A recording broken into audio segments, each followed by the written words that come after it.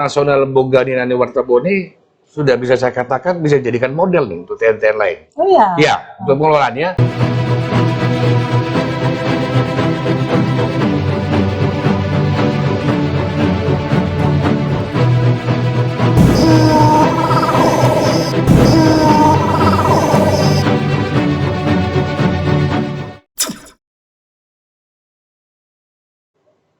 Assalamualaikum warahmatullahi wabarakatuh. Jumpa kembali kita di Bonawa Corner. Melihat Taman Nasional Bogani Nani Wartabone dari berbagai sudut pandang. Bersama saya, Kak Yanti. Oke, pada kesempatan kali ini Sobat Maleo, kita kedatangan bintang tamu yang luar biasa lah ya, yang luar biasa. Beliau adalah Kepala Balai Taman Nasional Bunaken. Itu namanya adalah Pak Joko Iswanto. Siapa sih beliau? Yuk kita kenalan lebih jauh. Selamat datang Pak Joko Iswanto. Iya, selamat datang Mbak Gusma. Terima kasih. Terima kasih kembali sudah datang di program Bonawa Corner kami. Terima kasih. Pak Joko, Sobat Maleo mau tahu dong, kenalan dong. Sebenarnya Bapak itu siapa sih? Ya, selain Kepala Balai Taman Nasional Bunaken, sebenarnya siapa sih Pak? Boleh cerita lebih jauh nggak? Ya, baik Sobat Maleo. Saya tadi disebutkan Mbak Gusma, Joko Iswanto. Saya sebetulnya nggak asing dengan Taman Nasional Bogani Nani Wartabone karena saya pernah menjadi bagian dari keluarga besar Balai Taman Nasional Bogani Nani Wartabone. Bisa dikatakan saya alumni dari Balai Taman Nasional Bogani Nani Wartabone. Oh iya Pak. Ya. Bapak punya banyak pengalaman di Taman Nasional Bogani Nani Wartabone. Sejak kapan? Sebagai apa? Bisa ceritakan Pak? Alhamdulillah Mbak Gusma, saya alhamdulillah mendapat kesempatan menjadi keluarga besar Balai Taman Nasional Bogani Nani Wartabone pada tahun 1999. Pada saat itu baru pertama formasi, belum Polhut namanya, tapi masih Jagawana. Jagawana yang perekrutan dari S1. Saya termasuk yang angkatan pertama dan kita ada 4 orang kalau saya nggak salah, masih ingat dulu yang keterima menjadi Jagawana di. Siapa-siapa Pak nama teman-teman? Masih ada 3 orang yang tersisa menurut saya. Ada saya sendiri, ada Pak Hendrik Rundengan, saya juga Pak Hendrik Rundengan bareng-bareng saya tuh di Taman Nasional Bunaken. Beliau kepala seksi wilayah 2 ya. Ada Pak Fredrik Tumbel, saya kalau nggak salah saya Pak Fredrik Tumbel itu ada kepala seksi Gakum di wilayah Papua. Ada almarhum sudah 1 orang teman kita Pak Rudi Arianto. Beliau terakhir itu bertugas di Direktorat PPH. Sebelum ada Dirjen Gakum, Direktur PPH di Jakarta. Berarti Bapak memulai karir Bapak sebagai Jagawana. Yang sekarang kita menyebutnya sebagai polisi kehutanan. Betul Bapak? Betul, betul sekali. Cerita dong Pak, perjalanan karirnya dari mulai Jagawana, kok bisa sih sampai menjadi Kepala Taman Nasional Bunaken? Itu kan supaya memberikan apa ya, gambaran buat teman-teman bahwa juga motivasi bahwa dari seorang Polhut pun bisa menjadi seorang pemimpin yang luar biasa. Silakan Pak. Oke, bagus Mbak. Jadi memang saya merasakan tempat pembelajaran di Balai Taman Nasional Bogani Nani Wartabone sangat luar biasa.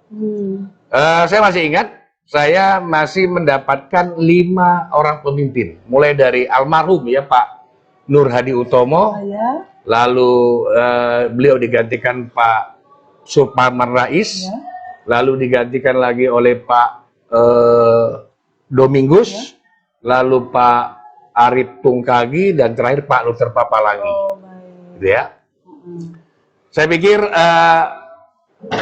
waktu itu dulu kita juga semuanya nggak ada berpikir ya akan menjadi apa ke depannya. Namanya fungsional Jagawana, jalannya aja menjadi hari-harinya. Apa yang menjadi tusi kita, yang menjadi pegangan kita adalah kita harus ngapain sih?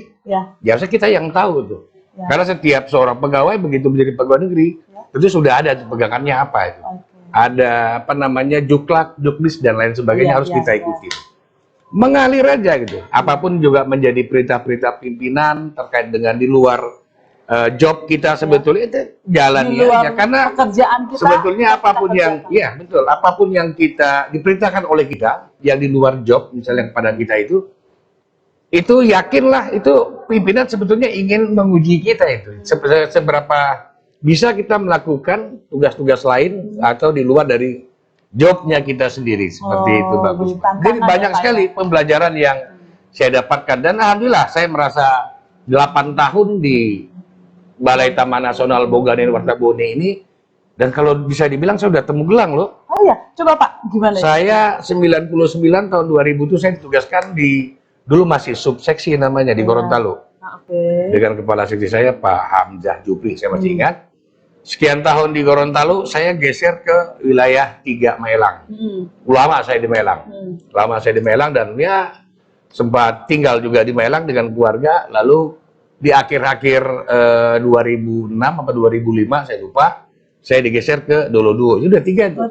Jadi mulai seksi 1, seksi 3, seksi 2 itu udah Setelah dari Dolo Duo keluar kemana Pak? Saya dari Dolo Duo, alhamdulillah 2007 dapat promosi pertama sebagai kepala seksi di Taman Nasional Kutai, tepatnya di seksi wilayah 1 Sangatta. Saya kurang lebih sekitar 4 tahun saya ya, 2007 sampai 2011 saya di Taman Nasional Kutai. Saya melakukan tour of dati lagi menjadi kepala seksi perlindungan P3 kalau di Balai Besar KSDA Sumut. Oh, ke KSDA Sumut Sumatera ya Pak? Ke Balai KSDA Sumut. Sulawesi, Kalimantan, Sumatera 3 pulau tuh. Dari 2007 ke 2011 geser ke Balai KSDA Sumut. 2011 sampai 2016 saya melakukan perjalanan lagi, tapi dekat-dekat ternyata di Balai Besar Taman Nasional Gunung Luser. Di situ juga setahun sempat menjabat sebagai masih tetanggaan. Sempat 1 tahun itu menjadi Kasubag Eplap ya, Kasubag Eplap dan Kerjasama dan Kehumasan. 1 tahun, alhamdulillah tahun 2017 saya mendapatkan promosi ke eselon 3B menjadi kepala bagian tata usaha di Balai Besar kan Kabak Kabak CTU.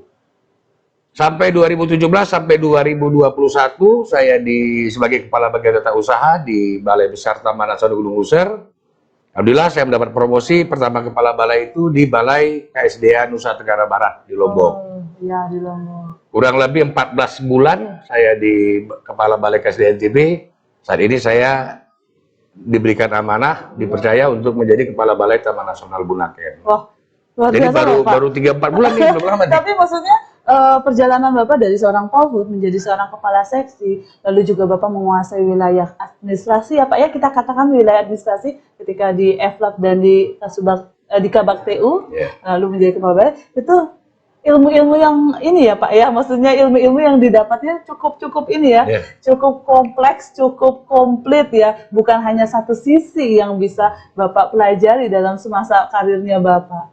Nah, kira-kira kalau saya boleh flashback ya Pak ya, Bapak kan banyak nih sudah mengalami banyak beberapa tempat bekerja, tempat bertugas ya Pak ya. Kalau saya boleh flashback tarik sedikit ke Taman Nasional Boganin Wartabone, kira-kira suka dukanya apa gitu loh yang Bapak boleh flashback yang Bapak dapatkan ketika menjadi Taman Nasional Boganin Wartabone. Pasti mungkin sedikit ada berbeda dengan taman nasional lain atau di tempat kerja lain, bisa Bapak ceritakan? Ya, makasih, bagus Pak.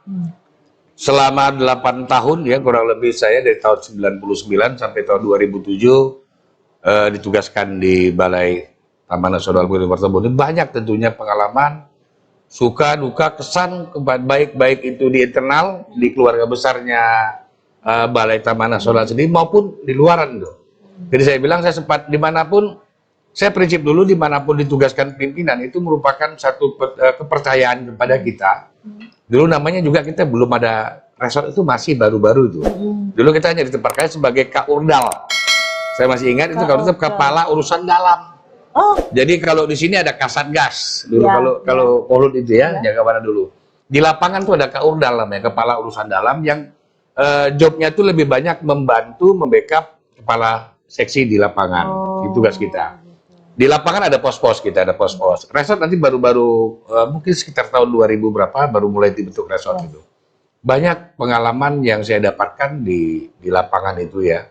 Dan saya rasa pengalaman selama 8 tahun saya di Boganin itulah yang bisa membawa saya beradaptasi di tempat-tempat yang baru. Di Kutai, saya hampir sama menemukan permasalahan, terutama kalau seorang Polhut lah, kita sekarang namanya Polhut, yang bekerja di bagian perlindungan pengamanan hutan, permasalahan yang utama adalah illegal logging, perambahan kawasan, perburuan liar. Di tempat lain juga sama, tapi yang berbeda apa? Budaya, ya, adat setempat. Itu sangat berbeda. Dan itu bagaimana kita mencoba untuk beradaptasi. Nah, alhamdulillah tadi saya katakan selama saya di Taman Nasional Bogani, saya sudah berkeliling di semua tempat, Gorontalo, di Maelang, daerah pesisir, dan juga di Uluduo gitu ya.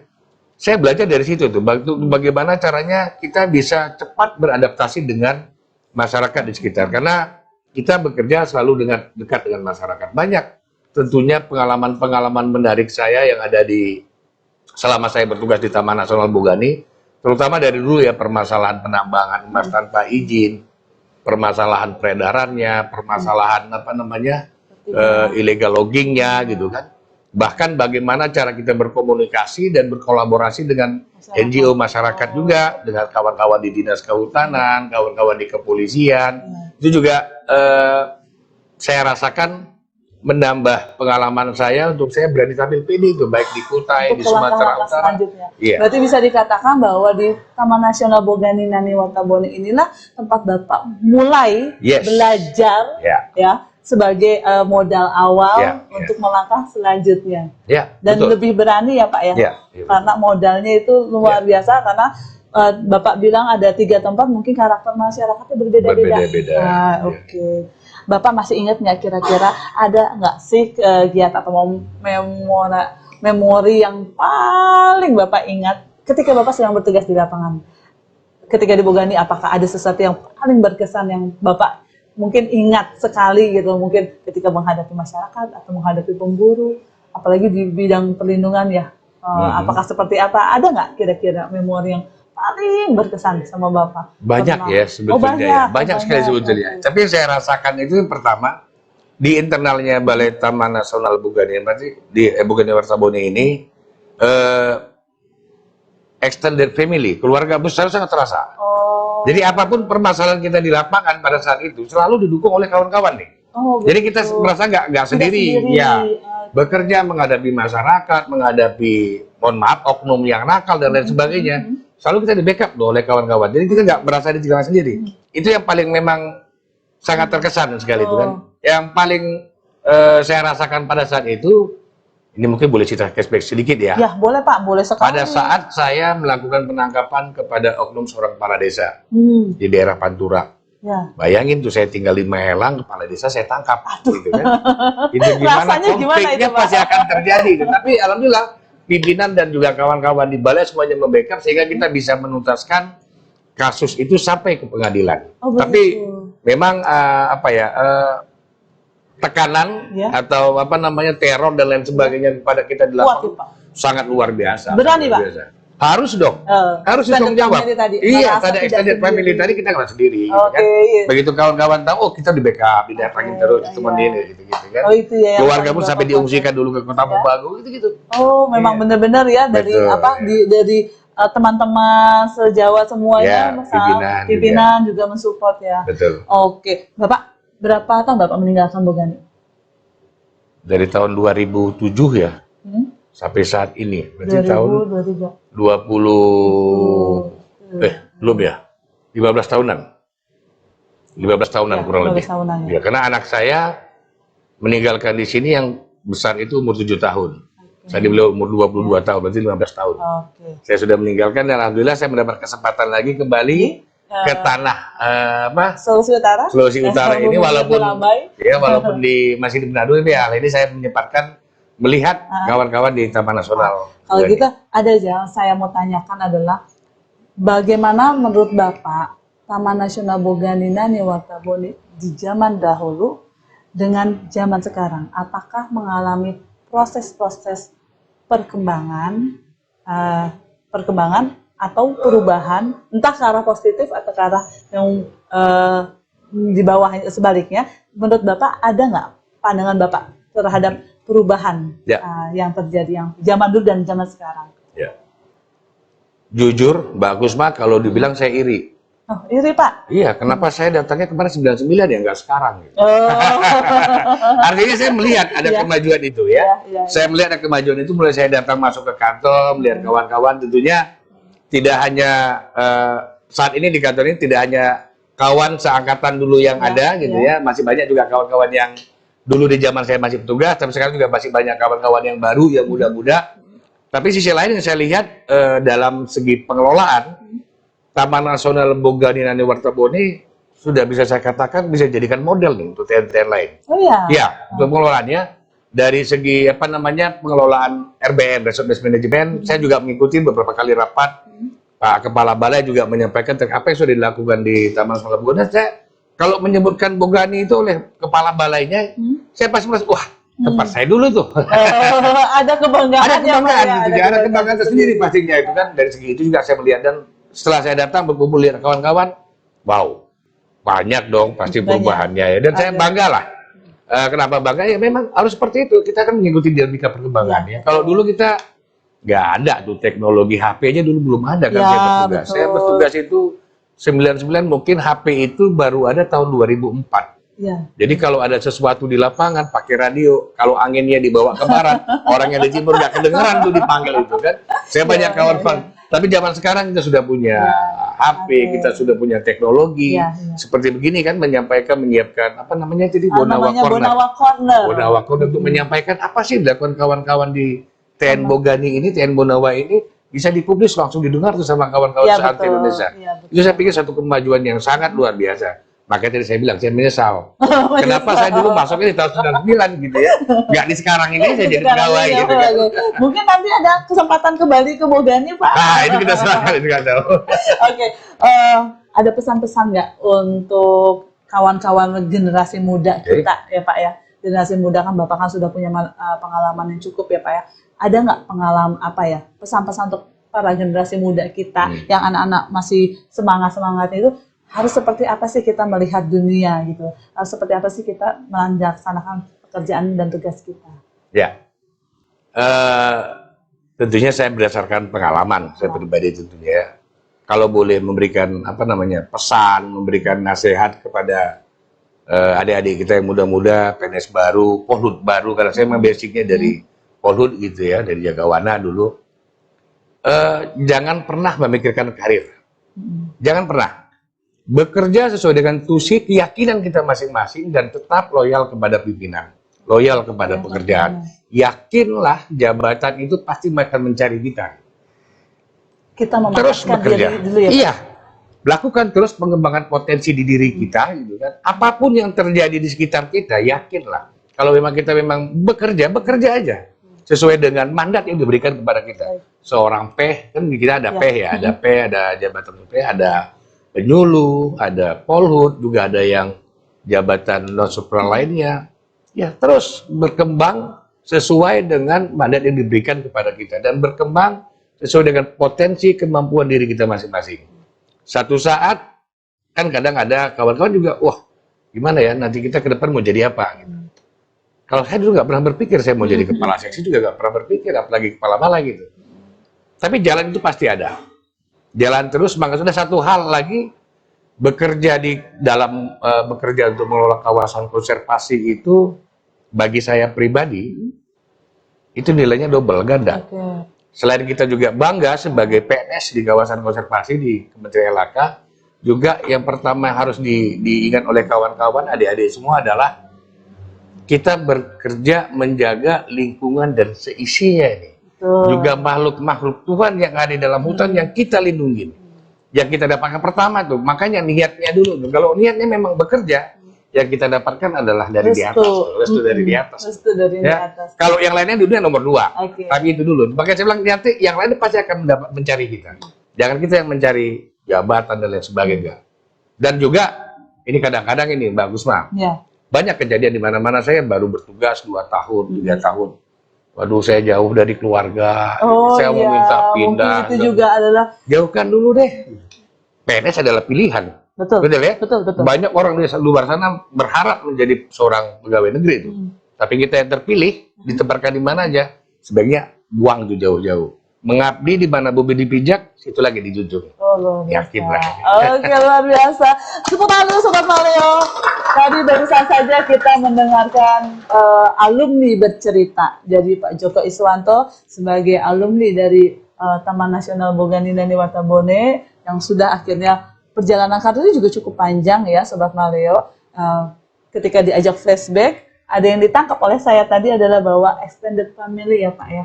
Itu yang kita kuatkan di Balai Taman Nasional Boganinani Wartabone. Pak Joko, terima kasih banyak Sama-sama. atas kesempatannya pada kesempatan alumni bercerita di program Bonawa Corner melihat Taman Nasional Boganinani Wartabone dari segala sudut pandang. Terima kasih banyak Pak Joko. Terima kasih. Sampai jumpa lagi. Salam.